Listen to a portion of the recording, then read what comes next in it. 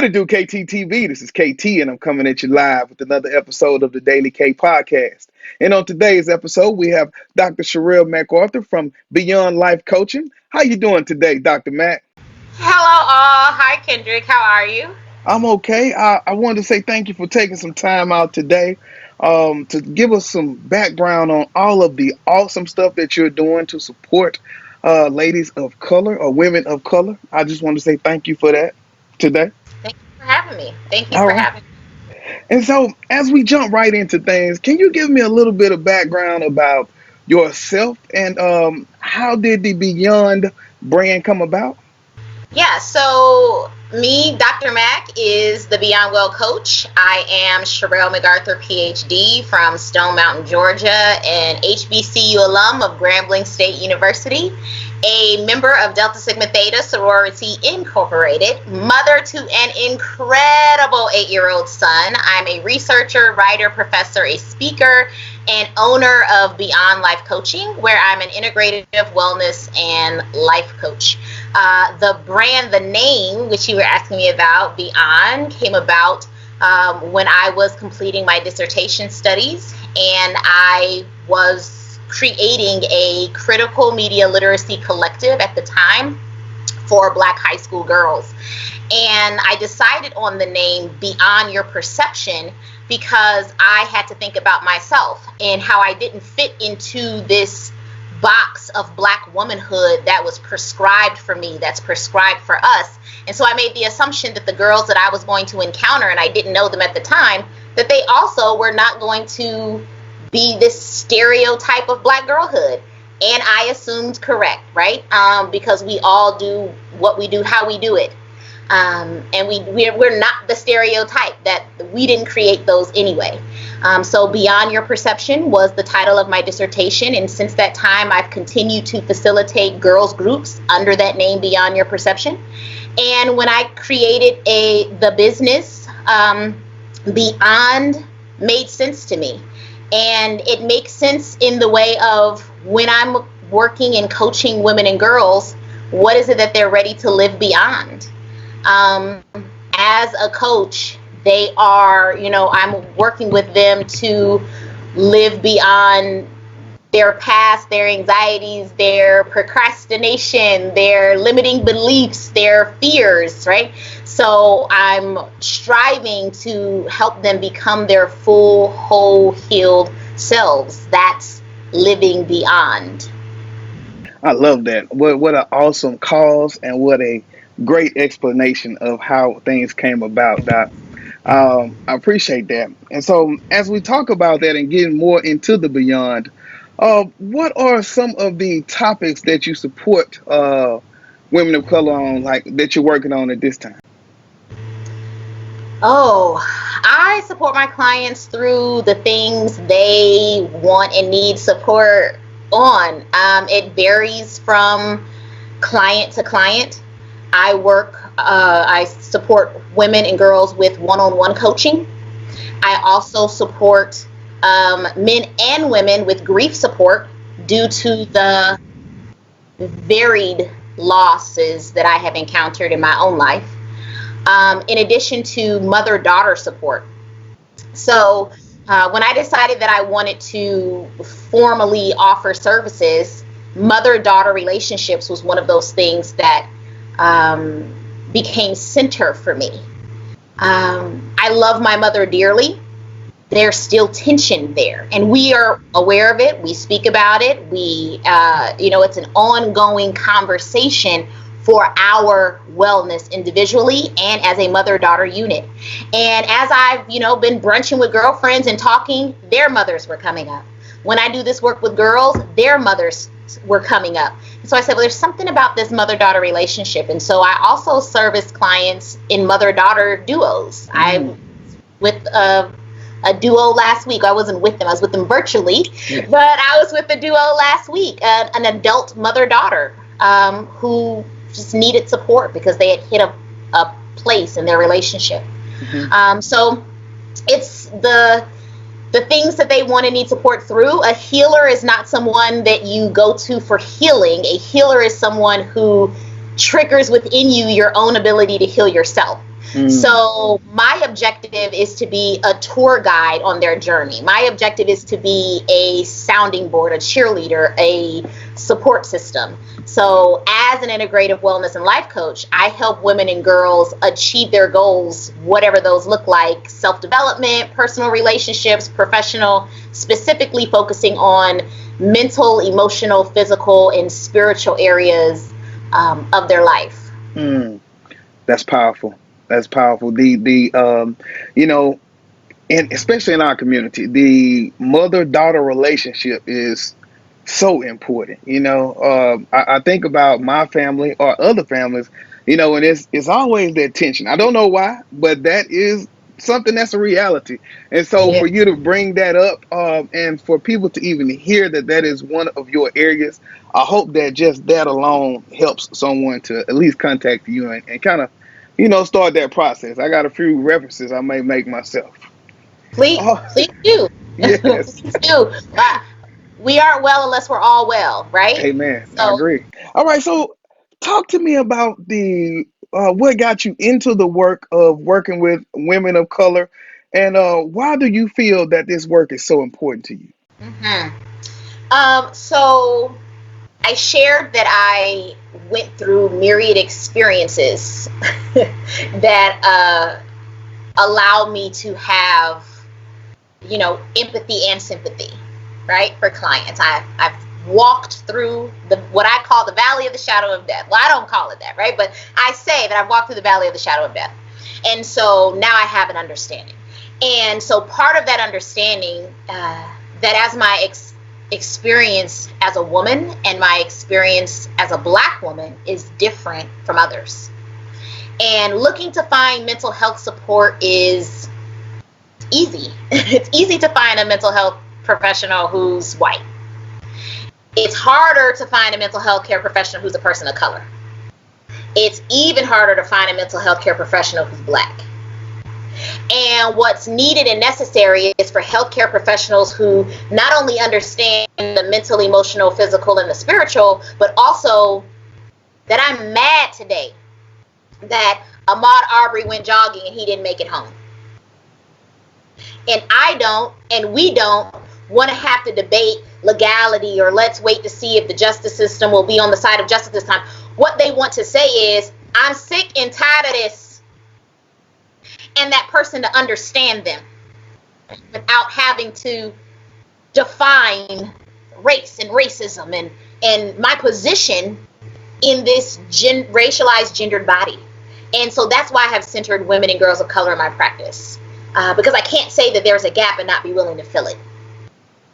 I agree. And so I know that you talked about you were there with your clients virtually.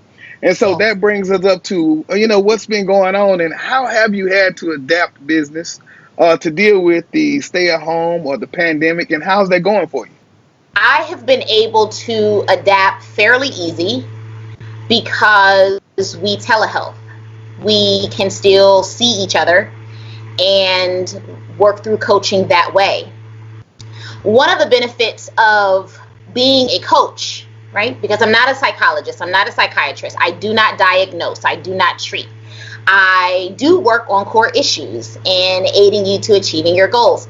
But one of the benefits of me being a coach is that, for example, if I have a client that has a variety of goals and one of those is fitness, Doc, I don't have enough time to get in fitness, but she and I are working together. Well, then let's meet at the track. Let's meet at the park. We do our session at the park. That way you're getting in fitness in this hour that we're together, right? Those are things that I can do. We don't have to sit in a building on a comfy couch. In this time, we're unable to do that. However, we're still working virtually. And if somebody wanted to, we FaceTime and I'm at the park in Atlanta and you at the park in Oakland, we could do that too, It's versatile. Hmm. And I'm glad you brought that point up, as far as the difference between diagnosing and coaching, because the biggest thing about that life coaching is letting people know it's already inside of you. and then you just do the work to pull it out of them. And so that's awesome. That's awesome. So what made you even say I wanted to go into business? Because like I say, I know that you were doing the dissertation, and that kind of brought you up to this. And so how did you turn that learning from the dissertation into the business? Like, what made you say, you know what, I want to give this away? Yeah, okay, that's a good question. Um, at Grambling State University, I was a psychology major, a sociology minor. My objective was to become a child psychologist. However, I was divinely placed on the path of education, and I became an elementary school teacher. But from that time, my time at Grambling until now, over the last 16 or so years, I have been informally coaching people, from financial advice to relationships with partners, relationships with their mothers, coaching folks on their jobs. I've been doing this work all informal this entire time. Through my collective with the girls, I always include parents. I just have always done that. The way that I was a successful educator is because I always brought parents into my classroom. I was always doing things to ensure that they understood that we were in this together. We're a village. We're a village of support around your children. And that's how I was able to be successful. My parents knew that I was there for their child. Those babies knew that I was there for them. So thinking about children and families' holistic well-being, that's just always been what I've done. And as I was working with girls, not only did I do my dissertation, after that, I continued to have these small groups of girls in a variety of places. I did that work in Atlanta. I did it in Boston with ninth graders, seventh graders, fifth graders, and those were 3 separate groups. I did a small iteration in Cape Town, South Africa. I did it in Athens, Georgia. I did it in Marietta. I did it in all of these places. And the feedback that I kept getting from the girls themselves, as well as their parents, or whatever environment I was in, whether I was in the school or at an outside agency doing the work, all of the feedback kept saying, this is so therapeutic. Mm-hmm. This is so therapeutic. There's no other. Girls will say, we don't have a space to just talk and be and reflect and think. And so you need this, mm-hmm. right? It's a place that's necessary.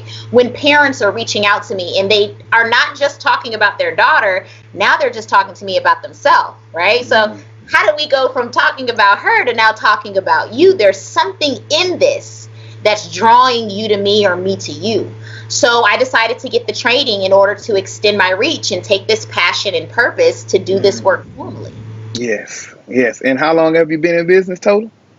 We've been in business total over the last year. Yes. Okay. Well, good. Congratulations, man, on just working to change the culture. Yes, thank you. No problem. As a mental health professional in the African American community, do you see a rising trend in African Americans seeking therapy during this time? I do, but I see it in Black women. Mm-hmm. So Black women are talking about our physical health, our mental health, our emotions. We're having more of those talks at brunch when we could go out to brunch. I see women talking about this openly on social media. We have and are normalizing seeing mental health care professionals and healthcare professionals of all kinds. We're sharing our experiences in the workforce, as mothers, as partners. We're sharing our hair stories. You saw Ayanna Presley came out and talk about alopecia. I've seen other women come out and talk about alopecia. We're talking about our battles with self-doubt. Many of us are doing the work. What I have seen less of is Black men publicly acknowledging the need for wellness in themselves and in their brothers, or that they're seeking support. Brothers, we need y'all well. We need you well for you. We need you well in and on your jobs. We need you well as partners and husbands. The largest number of domestic violence cases are Black women. Mm-hmm. That's from their partners, brothers. Yes. So we need you well. We need you well as fathers to discontinue, intergenerational illnesses. So we need that. We need that in y'all.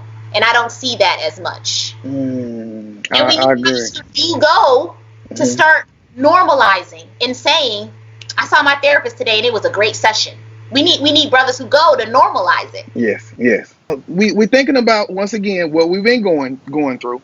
Have you had anybody to reach out to you that's needing a little extra help or uptrend and things since this has been going on? Yes. Mm, Yes. So um, I have been consistently posting on social media.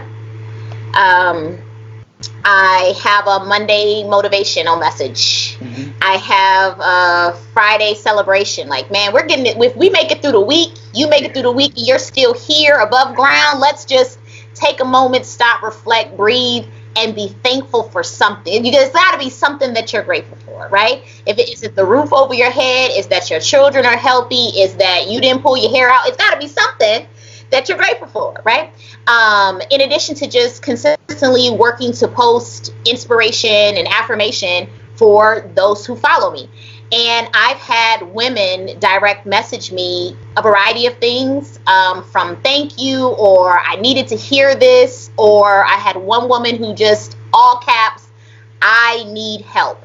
And so that's why I decided to get on these social media platforms. If you knew me personally, you know that I'm not the kind of person that likes to be in the limelight, right? Like I'm perfectly comfortable doing my work with girls, doing my work with women, and you don't have to know about it. But it's a calling, and it's something that I'm being drawn to do to help, right? Our collective well-being. And so here I am putting my face out there, putting these words out there. And if I help somebody in that, then that's amazing. And for women to contact me and say, thank you, sometimes they just say, thank you. Okay, let's just keep going. We're in this together. yes, and things like that just show like even when you're uncomfortable, but you still just step out that box in the name of other people, how it still all works out. Yeah, uncomfortable. Yeah. About 12 years ago, I started asking God to bless me to be a blessing. And I thought that that meant that he was going to add unto me. I wasn't praying for stuff. I wasn't praying for things. It wasn't a selfish prayer. I was asking to be blessed to be a blessing. But how I saw that was that he would give me whatever he wanted me to have in order to be able to give it away. Not knowing that the whatever he wanted me to have was lessons, that the whatever he wanted me to have was lived experiences, to be able to help the wide scope of women that he was going to have come across my path or have me come across theirs, to help the community, to help our community. So what happened next by this prayer was a stripping of me. At the time that I started this prayer, I had purchased my own home. I was a few years into being a homeowner, and I purchased my home in April. I was 24. I turned 25 the next month in May. So yay me. I had already graduated with my master's. I was an elementary school teacher. I was enrolled in the doc program. I had bought myself the car of my dreams for Christmas, which was a hardtop convertible, right? But eventually in this stripping, so many things happened. And I remember I was talking to an older black woman one day, and I don't remember what I said to her that made her ask me, you said you want to work with women and girls. I said, yeah. She said, well, do you think the life you lived before this hardship, before the trials and tribulation, do you think the life you were living before led itself to be able to guide the women that's going to come across your path? And I just had to sit with that. No, I don't think, right? Could I help? Sure. But would I have had an understanding if I hadn't had to walk through the wilderness myself? Right. So in this stripping, so many things had happened. I had already lost my brother to homicide. Prior to the stripping, I lost my home to foreclosure during the stripping. I had a loss of employment and income, which led me to use supports like food stamps and Medicaid and WIC because I became a mother, a single mother. I was in a terribly toxic relationship. I lost my grandmother, both my grandfathers and uncle. I lost a little cousin to suicide. I mean, so many things happened. And then I was broke. I was broke with a baby. So, in order to understand myriad experiences, God needed me to experience. And so, that's that when you say that uncomfortable, He had to get me uncomfortable to understand how to help other women and girls be more comfortable. Hmm. Yeah, and the biggest thing about that is that simple difference between empathy and sympathy. Because it's one thing to feel sorry for you, because I know I'm supposed to be sad at this time, but it's another thing to really know what you've been through, and to Know it. and to be able to talk to you about it and say, "Well, I did this too." That's Right. the powerful part of it. That's the powerful part. All right, and so I know you have the blogs, you got the publications. Talk to me about the work that you're doing, as far as like your blogs and how getting the word out to people.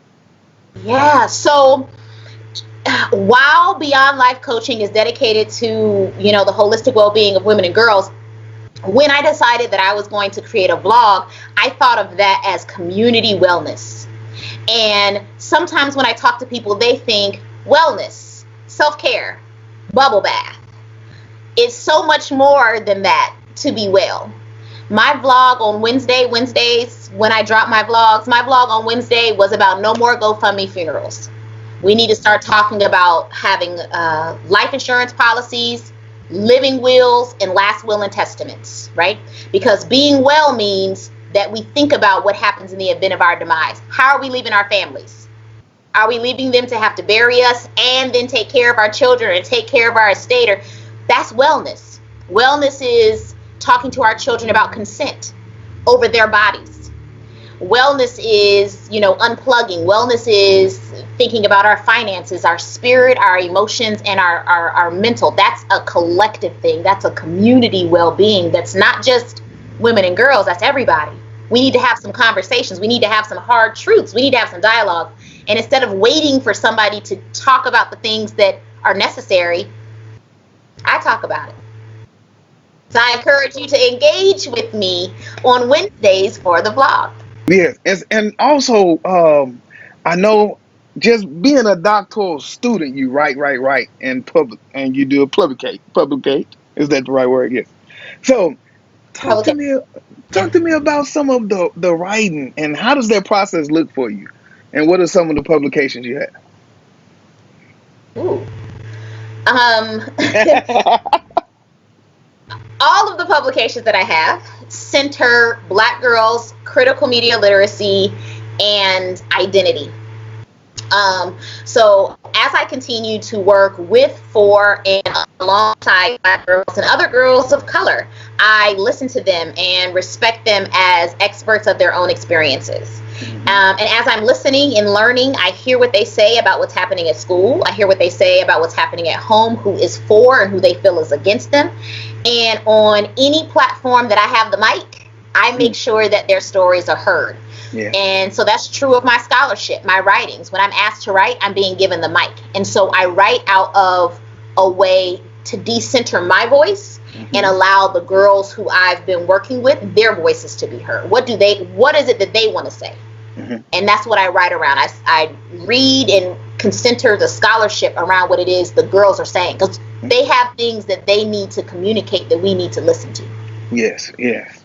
And so what's next for Beyond Life Coaching? What's next?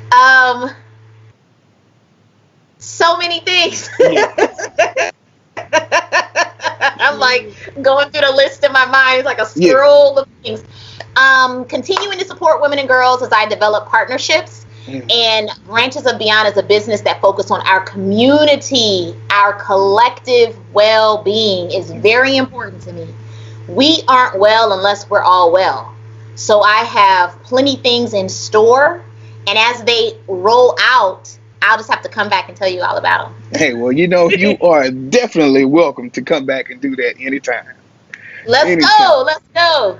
All right, and so now before we close it out, I always like to give words of wisdom or encouragement. And so for you, I don't know if this is. I want to do something different. So if you could think about the top, maybe one of the top reasons women of color reach out to you, And maybe there's someone dealing with that specific reason now. And would you be able to think of that and just talk to that reason specifically and give a little something of that to that person? Hmm. I think the this is good. I think the most difficult thing at this time is the way people are being impacted by solitude. Mm.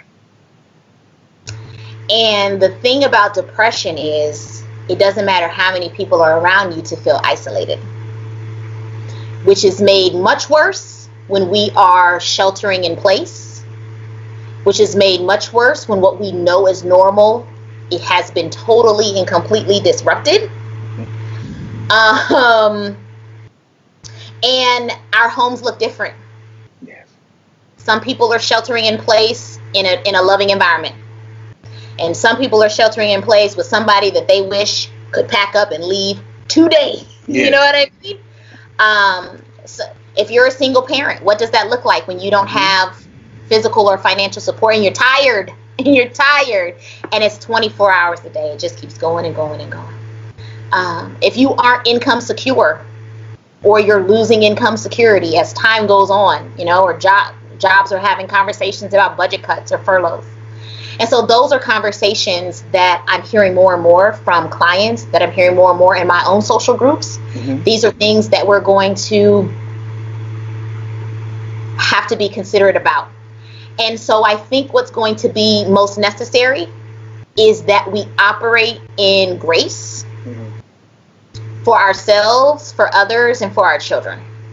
There is no one way to feel or be or do during this pandemic. So whether you find yourself over functioning, which is busying yourself, some people I clean my house from top to bottom every day. That's an over function, right? I don't know what to do. Or if you find yourself under functioning, which is slowing down, internalizing. People who are I've taken 4 naps today. That's under functioning. Or fluctuating between the two. Today you clean your house from top to bottom, and tomorrow you can't pull yourself out the bed. Those are still very valid ways to cope with the state of the world. We are going through something that we just have never experienced before. We've never done this. So on days that you are functioning or over functioning or under functioning, have grace with yourself because you're doing the absolute best that you can. And on days that you're over functioning, that you have all that energy, reach out to your friends and your loved ones, because that may be a day that they're under functioning and they need that extra support. And we're also going to have to operate with grace with the babies. And even if your baby is 16, we're going to have to operate with grace with babies. This is hard on me. This is hard on us as adults, okay? So we have to know that it's hard on them. And they might not have the emotional literacy. They may not have the ability to understand and express their feelings to say, I'm feeling anxious. We could say that. To say, I'm feeling depressed. We could say that. So what that looks like could be different. But that might mean they're whining more. They're crying. People, he's been crying all day. Okay. He's tired. Maybe they stomping their feet around, and that's not what you're used to them doing. Mom, dad, auntie, uncle, whomever, they don't want to get out the bed. You say, let's go outside. No, it's okay. They are feeling it, but they don't have the words to say. We got to give them grace. It's not normal. They used to being around their friends. They used to going to wherever you used to going. They aren't in their extracurricular activity. They ain't out playing football and basketball and soccer. They aren't doing those things, kicking it at the mall. They aren't doing it. So, even if they, and maybe you got an attitude. You got an attitude because you tired, they tired. We got to operate with some grace. And it may be demonstrating that emotional literacy by talking with them. It's okay to say, I need a moment. Maybe set a timer. Put it in the hallway in the bedroom, but in the hallway between the bedrooms. When that timer goes off after 30, 45 minutes, an hour, everyone knows when that timer goes off, we're going to come back out and be together. But right now, I need a moment. And if it's not an emergency, don't knock on this door. Don't sit by this door. Don't slide me notes under the door. Kendrick knows before we started this interview, my son slipped me a note under the door. They want to be around you. because Yes. they need it sometimes. They need that extra. So we're just gonna have to operate in grace with ourselves and find support. Find support. Find support. Find support. Find your village. Find your village. And find a mental health care professional that will support you during this time. If it's not me, reach out to folks. See who they go to. Who is their therapist? Who is their coach? And if there's anything that I'm saying that's resonating with you and you want the support, then go to my website, which is beyondwellcoach.com. You can sign up for a free consultation, and we'll talk through next steps. You don't have to go through this in complete isolation. We are confined, but we should stay connected. Yes. Yes. Thank you. Powerful. Powerful. That's it. You know, as an administrator, you think about that grace. I remember when this first started, and there were all those plenty videos of the parent getting angry with the kid. You know, I thought it was sick, or the baby messing up, but you know, that's really a reality, and some people are really losing it.